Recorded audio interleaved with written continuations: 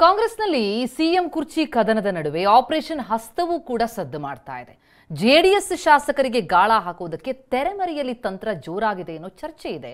ಇದೇ ಕಾರಣಕ್ಕೆ ನಿನ್ನೆ ಜೆಡಿಎಸ್ ಕಚೇರಿಯಲ್ಲಿ ಶಾಸಕರ ಸಭೆ ನಡೆಸ್ತಾರೆ ದಳಪತಿಗಳು. ತಮ್ಮವರನ್ನ ವಿಶ್ವಾಸಕ್ಕೆ ತೆಗೆದುಕೊಳ್ಳೋದಕ್ಕೆ ಮುಂದಾಗ್ತಾರೆ.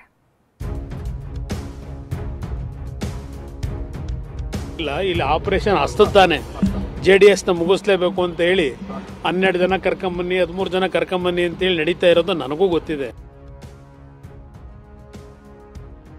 ಇದು ಜನವರಿ 3ರಂದು ಕೇಂದ್ರ ಸಚಿವ ಕುಮಾರಸ್ವಾಮಿ ಆಡಿದ ಮಾತು. ಆಪರೇಷನ್ ಹಸ್ತ ನಡೀತಿದೆ, ಜೆಡಿಎಸ್ ಮುಗಿಸಬೇಕು ಅಂತ ಏನೇನು ಮಾಡ್ತಾರೆ ಎಲ್ಲ ಗೊತ್ತಿದೆ ಎಂದಿದ್ರು. ಹೀಗೆ ಆಪರೇಷನ್ ಹಸ್ತದ ಆತಂಕಕ್ಕೆ ಬಿದ್ದ ದಳಪತಿಗಳು ತಮ್ಮ ಶಾಸಕರ ಸಭೆ ನಡೆಸಿದ್ರು. ಜೆಡಿಎಸ್ ವರಿಷ್ಠ ಮಾಜಿ ಪ್ರಧಾನಿ ದೇವೇಗೌಡರು ಕೇಂದ್ರ ಸಚಿವ ಕುಮಾರಸ್ವಾಮಿ ನೇತೃತ್ವದಲ್ಲಿ ನಡೆದ ಸಭೆಯಲ್ಲಿ ಶಾಸಕರನ್ನ ವಿಶ್ವಾಸಕ್ಕೆ ತೆಗೆದುಕೊಳ್ಳುವ ಯತ್ನ ಮಾಡಲಾಯಿತು.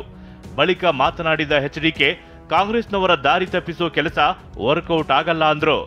ಅದ್ಯಾವುದು ದಯವಿಟ್ಟು ನನ್ನ ಸ್ನೇಹಿತರುಗಳಿಗೆ ಹೇಳೋದು, 13 ಜನ 12 ಜನ ಏನೋ ಆಗೋಗಿದೆ, ಜೆಡಿಎಸ್ನಲ್ಲಿ ಗಡಗಡ ನಡಕ ಉಂಟಾಗಿದೆ, ಇದೆಲ್ಲವನ್ನ ದಯವಿಟ್ಟು ಯಾರಾದರೂ ನಿಮ್ಮ ದಾರಿ ತಪ್ಪಿಸ್ತಕ್ಕಂಥ ಕೆಲಸ ಮಾಡಿದ್ರೆ ಅದು ಉಪಯೋಗ ಬರೋದಿಲ್ಲ. ಯಾವುದೇ ಶಾಸಕರು ಪಕ್ಷ ಬಿಡ್ತಕ್ಕಂಥ ಪ್ರಶ್ನೆನೂ ಇಲ್ಲ. ಪಾಪ ಎಂ ಬಿ ಪಾಟೀಲ್ ಹೇಳಿ ಕೇಳಿದ್ದೀನಿ, ಸಂಕ್ರಾಂತಿ ಒಳಗೆ ಜೆಡಿಎಸ್ ಪಕ್ಷವೇ ಇರಲ್ಲ, ಎಲ್ಲ ಖಾಲಿ ಆಗಿಬಿಡ್ತಾರಂತ. ಸದ್ಯ ನಿಮ್ಮ ಪಕ್ಷ ನೋಡ್ಕೊಳ್ಳಿ. ಈಗಾಗಲೇ ಯಾವ ಮಹಾರಾಷ್ಟ್ರದಲ್ಲಿ ಎಂಥದ್ದು ಮಾಡ್ಕೊಂಡ್ರೆ ಮಹಾ ಅಗಾಡಿನೋ ಅಡುಗೆ ಎಂಥದ್ದು ಮಾಡ್ಕೊಂಡಿದ್ರಲ್ಲ, ಅಗಾಡಿ ಮಹಾ ಅಗಾಡಿ ಕತೆ ಏನಾಗಿದೆ ಕಾಂಗ್ರೆಸ್ಗೆ. ದೆಹಲಿನಲ್ಲಿ ಆಪ್ ಜೊತೆ ಏನು ಮಾಡ್ಕೊಂಡಿದ್ದೀರಿ? ಶಾಸಕ ಜಿಟಿ ದೇವೇಗೌಡ ಪಕ್ಷದಿಂದ ಅಂತರ ಕಾಯ್ದುಕೊಂಡಿದ್ದಾರೆ. ಚನ್ನಪಟ್ಟಣದಲ್ಲಿ ನಿಖಿಲ್ ಸೋಲು ಪಕ್ಷದ ನಾಯಕರನ್ನೇ ಕುಗ್ಗಿಸಿದೆ.